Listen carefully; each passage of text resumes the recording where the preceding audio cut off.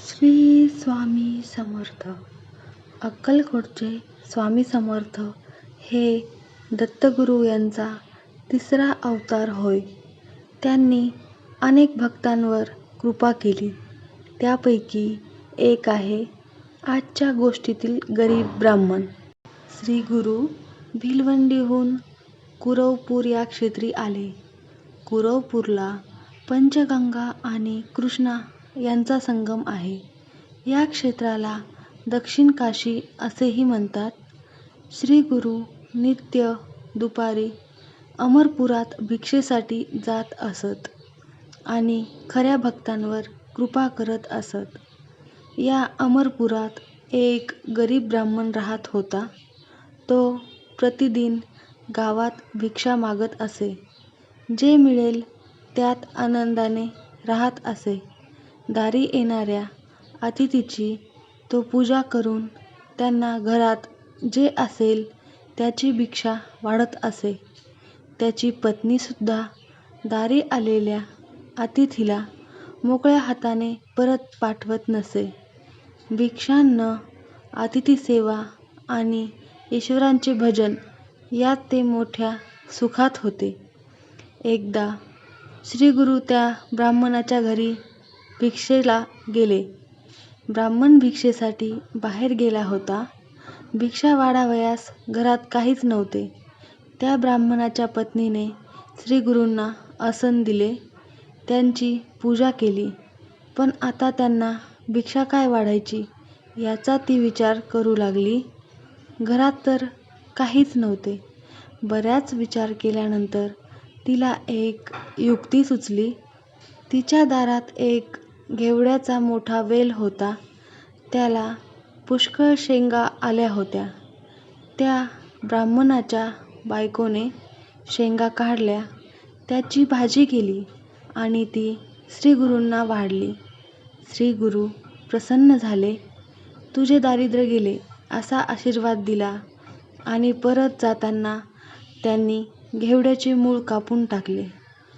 श्रीगुरूंनी घेवड्याचे मूळ कापलेले पाहून ती बाई दुःखी झाली. ती रडू लागली. थोड्या वेळाने ब्राह्मण घरी परत आला. त्याला तिने सारा प्रकार सांगितला.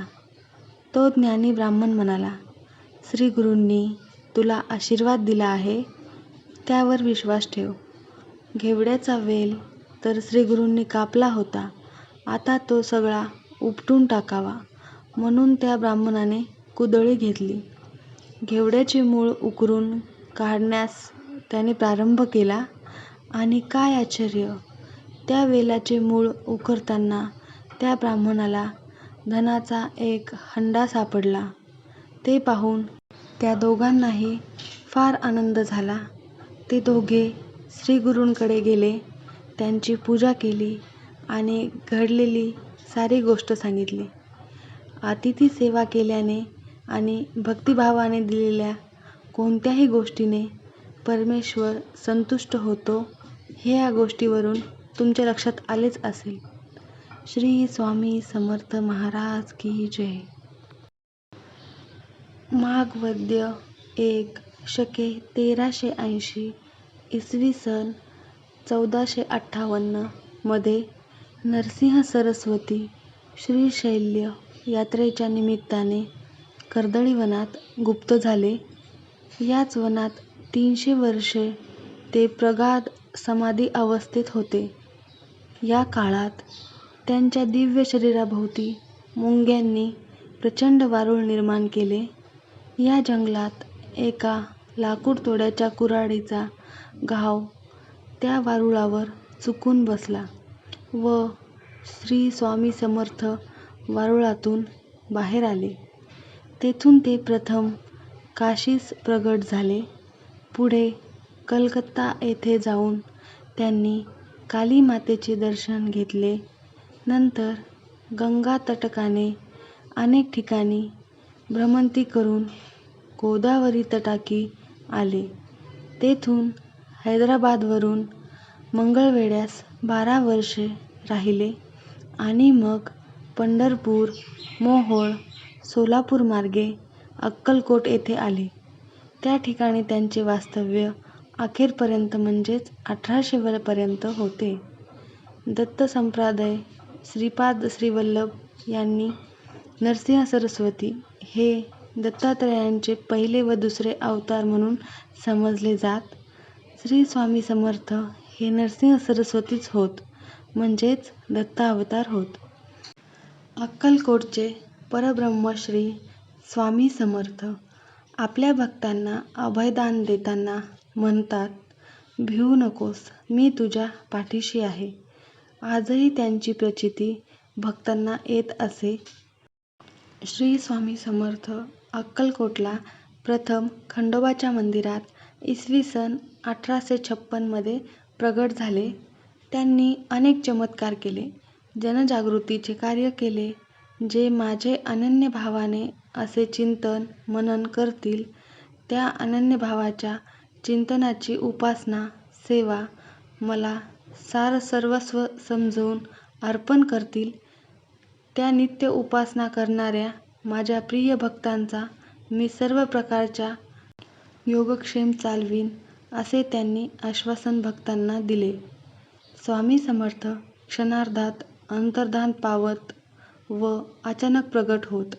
स्वामी गिरनार पर्वतावर गुप्त झाले व क्षणात अंबेजोगाई येथे प्रगट झाले.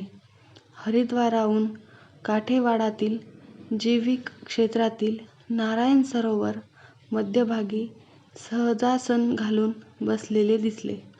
नंतर पंढरपुरातील भीमा नदीच्या भर पुरातून चालत जाताना भक्तांनी पाहिले. अशा प्रकारे स्वामींनी मंगळवेढे येथील बसप्पाचे दारिद्र्य नष्ट केले, त्यांना सापाचे सुवर्ण करून दिले. त्या गावातील बाबाजी भट नावाच्या ब्राह्मण गृहस्थाच्या कोरड्या आडात पाणी आणले.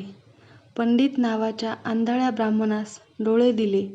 हे सर्व चमत्कार स्वामी समर्थांनी लोकांना भक्तिमार्गाला लावण्यासाठी केले.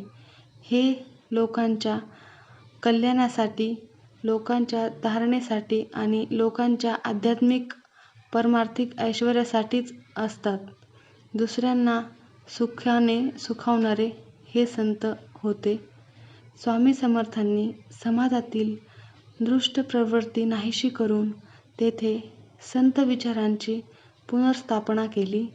दुःखी पीडित लोकांवर कृपेचा वर्षाव केला. इच्छुक भक्तांना स्मरणात राहील असा अनुभव देऊन प्रेमबंधनाने आपलेसे केले. श्री स्वामी समर्थांना श्रीमंत व गरीब सारखेच मानीत. त्यांना साधा भोळा भक्तिभाव आवडत असे. त्यांच्या अंतरी जनसामान्याविषयी अपार प्रेम होते. स्वामी समर्थ अतिशय तेजपुंज होते.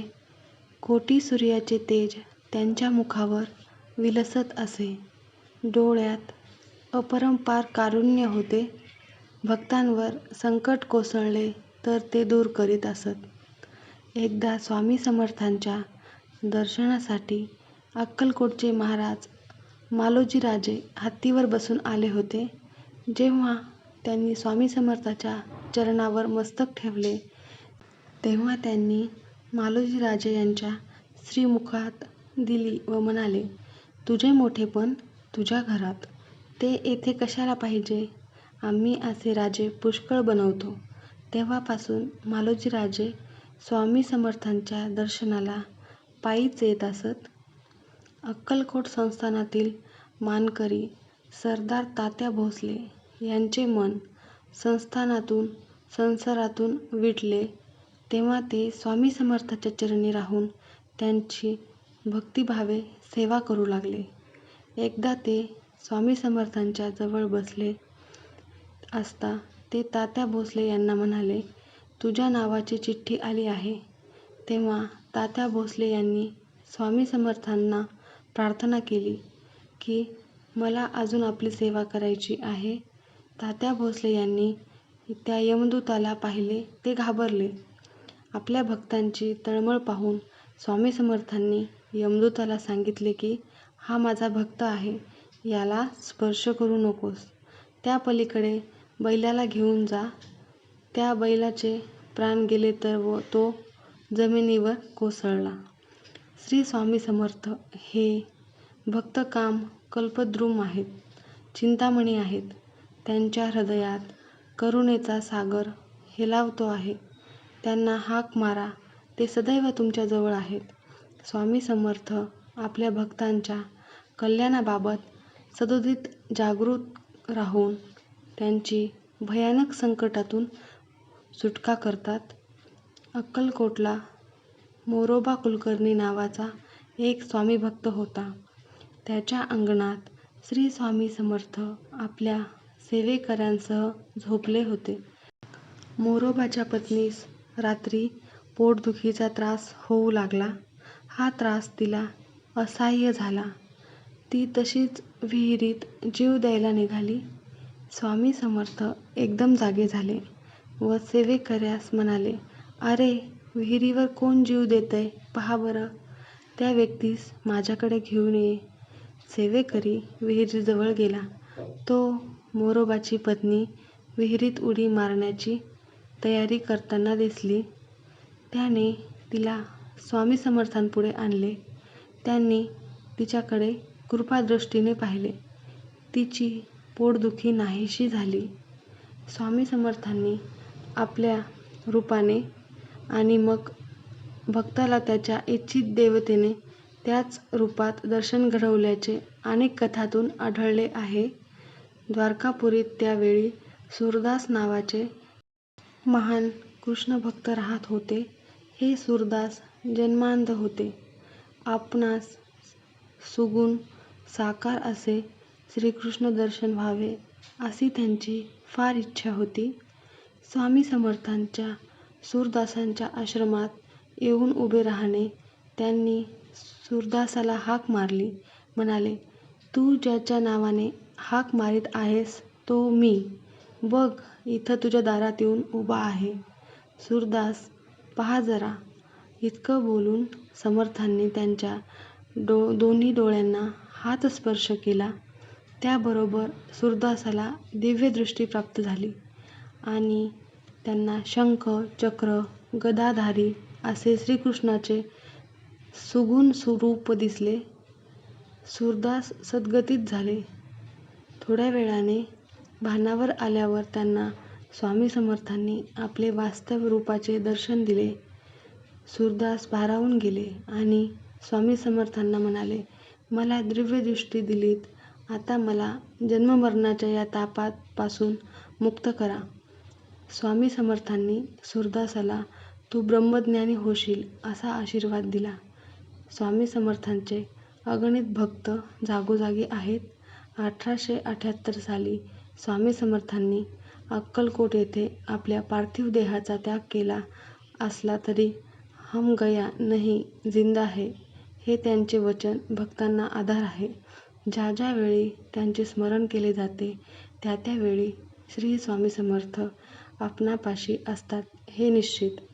श्री स्वामी समर्थ. अजून एक अनुभव. 1997 साली डिसेंबर महिन्यातील गुरुपौर्णिमेच्या दिवशी सकाळची देवपूजा आटोपली. सद्गुरू श्री साटम महाराजांच्या तसबीसमोर ध्यान केले आणि वंदन करून उठलो. गुरुपौर्णिमा असल्याने समर्थ श्री साटम महाराजांच्या दत्तमंदिरात जाऊन श्री समर्थांचे दर्शन करावे असे मनाने ठरवले. परंतु तातडीच्या कार्यबाहुल्यामुळे आज काही जाणे शक्य होणार नाही असे दुसरे मन सांगू लागले. कारण नोकरीच्या जागी प्रमोशन देऊन माझी अन्यत्र बदली दाखवण्यात आली होती. मग मी नवीन जागी जाण्यास अनुत्सुक होतो. त्यामुळे झालेली बदली मी रद्द करून आहे त्याच ठिकाणी माझी नेमणूक व्हावी म्हणून मी प्रयत्न करत होतो. मात्र याच दरम्यान प्रयत्न मार्गी लागलेत म्हणून मी डॉक्टरी रजेवर असल्याने माझे मासिक वेतन रोखण्यात आले होते. त्यामुळे आपसुकच मी आर्थिक विवंचनेत होतो. भिडस्त स्वभाव असल्याने प्रापंचिक गरजा भागवताना कुचंबना होत होती. परंतु माझा स्वतःचा काही खर्च नसल्याने जेमतेम भागत होते. अगदीच निगडीच्या वेळी मी समर्थ कृपेचा प्रसाद कामी येत होता. आज तरी प्रयत्नांना यश येऊन माझ्या बदलीचे मनाजोगते काम व्हावे म्हणून मी श्री स्वामी समर्थांना प्रार्थना केली व माझ्या वरिष्ठांसमोर गाऱ्हाणे मांडण्यासाठी जात असून माटुंगा येथील मंदिरात कदाचित हजर राहता येणार नाही, तेव्हा क्षमा असावी म्हणून कळकळीने हात जोडले व घराबाहेर पडलो. यावेळी माझ्या खिशात अवघे 15 रुपये होते. मला दादरला शिवसेना भवनच्या शेजारी असलेल्या माझ्या वरिष्ठांच्या कार्यालयात दुपारी 1 वाजेपर्यंत पोहोचायचे होते. मात्र कार्यालयाची इमारत नेमकी कुठे आहे हे मला माहीत नव्हते. सेना भवनाच्या येथील एका दुकानदाराला पत्ता विचारला असता त्याने जवळच्या रस्त्याने पुढे जा म्हणून सांगितले. त्या रस्त्याचे नाव होते डी. वैद्य मार्ग. त्या रस्त्याला लागूनच मोठा उत्सव सुरू होता. रस्त्यावरून येणाऱ्या जाणाऱ्या लोकांना वा भाविकांना कार्यकर्ते सेवाभावी वृत्तीने आणि आग्रहाने तीर्थप्रसाद देत होते. मी सुद्धा नम्रभावे हात पुढे केला. हळदीच्या कांडीसारखा तो पिवळा धमक प्रसाद मी भक्षण केला व सहज म्हणून नजर फिरवली तर तो तेथे श्रीमद बाळाजी कृष्णजी महाराज सुरतकर यांनी स्थापन केलेला श्री अक्कलकोट स्वामी महाराजांचा मठ होता. आजच्या गुरुपौर्णिमेच्या दिवशी तेथे गुरुपूजन सुरू होते. तेथे माझ्या मनातील विचार बदलले. बदलीच्या कामानिमित्ताने या रस्त्यावर आलो काय आणि श्री स्वामी समर्थांचा प्रसाद लाभतो काय, मनाला अप्रूप वाटले. इच्छित मनोरथ सर्वकार्येषु सर्वदा चा प्रत्यय आला. गुरुपौर्णिमा असतानाही श्री स्वामी समर्थ साटम महाराजांचे दर्शन होईल हे शंका आली होती मनात. असा जणू वाळवंटातील मृग नक्षत्राचा वर्षाव व्हावा तशी श्री अक्कलकोट स्वामी समर्थांचे ध्यानीमनी नसतानाही दर्शन झाले.